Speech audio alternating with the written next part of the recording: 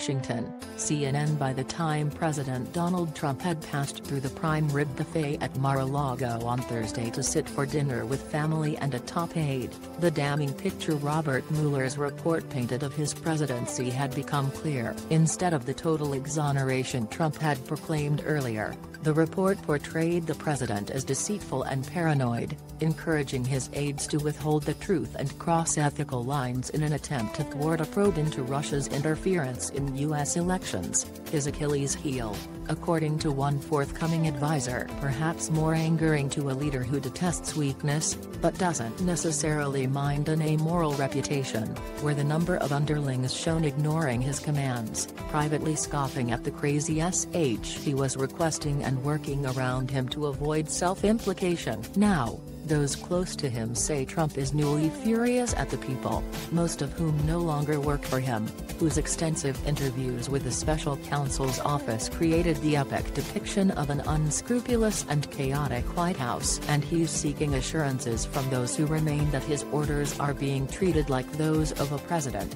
and not like suggestions from an intemperate but misguided supervisor. Because I never agreed to testify, it was not necessary for me to respond to statements made in the report about me, some of which are total bullshit and only given to make the other person look good, or me to look bad, Trump tweeted on Friday morning as he waited out a rainstorm in Florida before proceeding to his golf course for a round with conservative radio host Rush Limbaugh. Some current and former officials who accurately predicted that details in the Mueller report would be embarrassing for the White House are now questioning the legal strategy to fully cooperate with the Mueller investigation. One official who sat down with the special counsel noted that they did so at the behest of the former White House legal team, John Dowd and Ty Cobb, who provided a wealth of documents and encouraged senior officials to be interviewed. It was because of these interviews with people closest to the president that Mueller and his team were able to get a cinematic look at the deceit and trickery taking place in the West Wing. While these people are critical,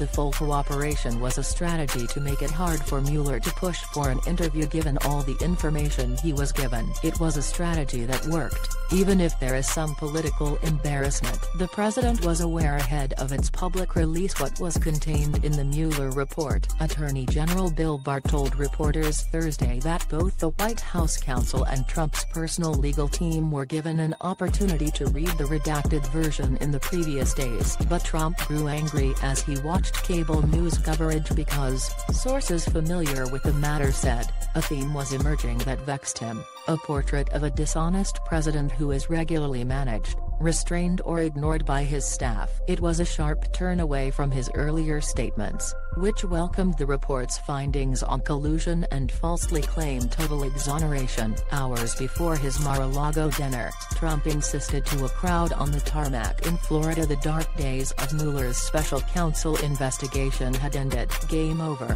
folks, he said over the sounds of a busy airport. Now, it's back to work. It's hard to tell, however, what Trump intends to head back to. Mueller's probe and Trump's constant focus on it have been the backdrop for all but a few months of the presidency, often diminishing whatever policy efforts have been orchestrated by officials or Republican lawmakers. The report depicts a president who for 2 years has been largely consumed by the Russia investigation, intent on short-circuiting it but repeatedly stymied in his efforts by aides. A senior administration official told CNN's Jack Tapper the dynamic was nothing surprising. That the president makes absurd demands of his staff and administration officials, who are alarmed by them and reluctant to follow them, is not only unsurprising but has become the norm, the official said. Nevertheless, in the past Trump has resisted the idea that he is being controlled by those around him or that they are responsible for his successes. Sources familiar with how the West Wing operates said attempts to subvert the president's demands have not ceased now that the Mueller investigation is over. There have been instances in recent weeks where aides have slow-walked or ignored Trump's directives, hoping he will forget he gave them. What is clear is many of those who avoided carrying out Trump's demands related to Mueller's probe, often, it seemed, in a bid to protect themselves from criminal wrongdoing, are no longer employed by the White House. Instead, the aides who now surround the president appear less willing to write him off and more likely to encourage him to follow his gut. Among those who have moved on, the White House counsel who refused Trump's demand to fire Mueller, the chief of staff and senior advisor who anxiously tried to retrieve a resignation letter from the Attorney General, the staff secretary who declined Trump's order to gauge the loyalty of a Justice Department official, the Attorney General who refused to unrecuse himself, and the communications chief who seemed most expert in Trump's whims. Even Steve Bannon, once viewed as the ultimate advocate for following Trump's instincts, is depicted in the report as a constraining force. In one instance, when the president tried to claim Mueller had a conflict of interest because of a membership dispute at a Trump golf club, Bannon wrote it off as ridiculous and petty. Trump and Bannon parted ways in the summer of 2017 and have not reconciled since. Instead, the most prominent aides who do remain are depicted in the report as the most dishonest. Press Secretary Sarah Sanders, who was out the office when the report was released, is shown repeatedly misleading the press, a fact she attempted to downplay in morning television interviews on Friday. Trump has never asked me to break the law, she said on CBS. When the president wants to do something and make a decision, he does it. He is not somebody who sits around and ponders. I think you guys have seen that day in and day out. 1 minute you're running stories saying the staff can't control him, and the next minute everyone saying thank God the staff could control him. You don't get to have it both ways. Among those who Trump dined with in Florida on Thursday was Mick Mulvaney, the chief of staff who still fills the role in an acting capacity but who, according to officials, has done less than either of his two predecessors to restrain Trump in his hardline instincts. Indeed, since Mulvaney's tenure began at the start of the year, Trump has overseen the longest government shutdown in U.S. history, a dramatic shakeup at the Department of Homeland Security, a sharp turn toward harsher policies on the border, a decision to ask a court to scrap the entire Affordable Care Act, and a confusing dictate on North Korea sanctions that still has advisors scratching their heads. People familiar with Mulvaney's style say those outcomes aren't necessarily his doing,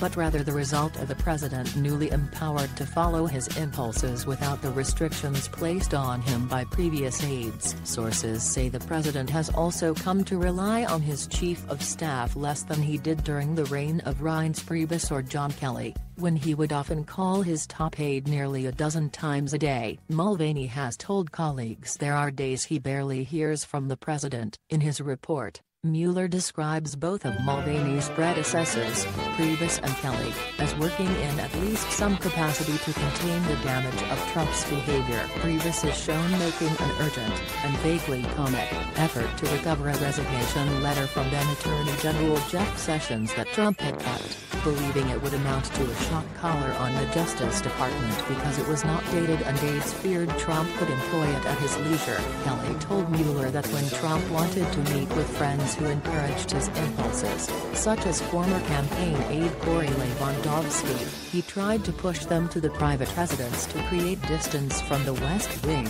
Trump soured on Priebus and Kelly long before he summarily terminated each of their tenures. So, too, had Trump grown wary of former White House counsel Don Megan, who sat for more than 30 hours of testimony with Mueller's team. Trump grew irate again at his former aide late Thursday and into Friday. In the report, Trump is described as having several tense encounters with Megan during his White House tenure, including episodes when Megan was prepared to resign rather than carry out Trump's demands. Megan described Trump asking him to do crazy sh.